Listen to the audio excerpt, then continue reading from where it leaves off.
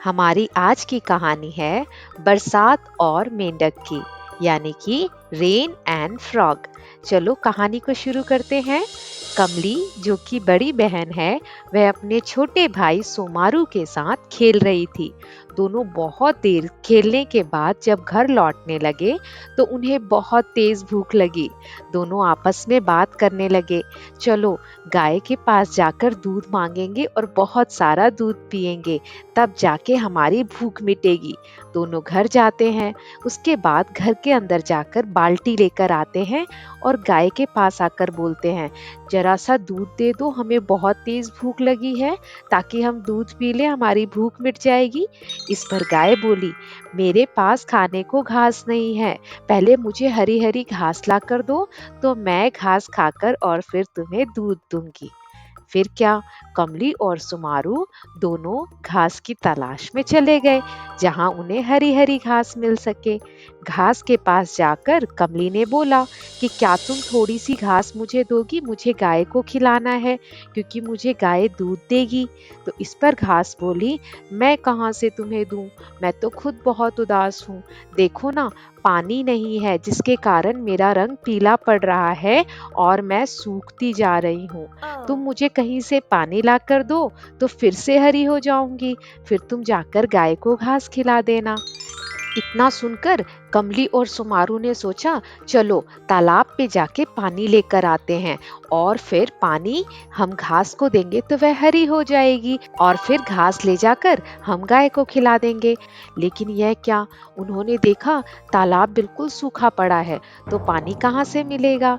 यह देखकर कमली उदास हो गई। तो तालाब ने कहा, कमली, तुम बादल से कहो कि वह पानी बरसाए, तो फिर मुझ में पानी आ जाएगा, तुम ले जाकर घास को दे देना और घास ले जाकर गाय को खिला देना।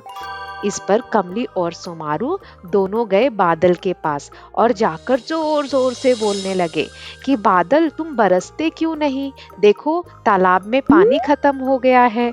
इस पर बादल बोले, हम तो खुद उदास हैं, हम कैसे बरसे, मेंढक बोलते ही नहीं, मेंढक बोले तो हम बरसे, वे टर टर की आवाज करें तो हम बरसे। उसके बाद दोनों भाई बहन मेंढक के पास गए और जाकर बोले, मेंढक, तुम बोलते क्यों नहीं हो, तुम टर टर की आवाज करो तो बादल बरसे, तुम बोलते ही नहीं हो, क्या हुआ।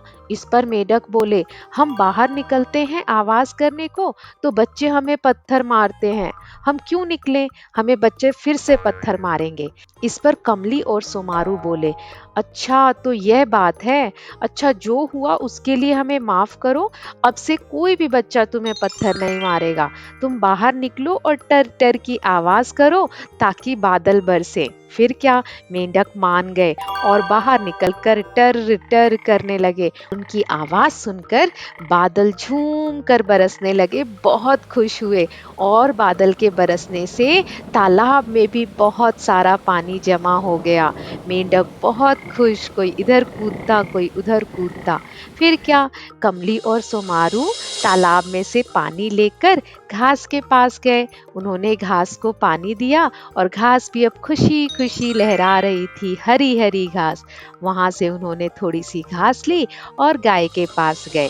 दोनों ने गाय को जाकर कहा, ये लो हरी हरी घास, खाओ तुम और अपनी भूख मिटाओ। उसके बाद गाय ने घास खाई।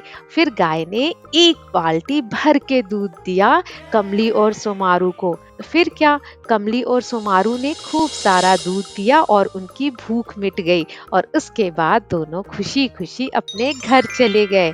तो यह थी हमारी कहानी बरसात और मेंढक की। आई होप आपको कहानी अच्छी लगी होगी। Please like and share the video, and don't forget to subscribe Kalyan TV channel for more such videos. Thank you so much.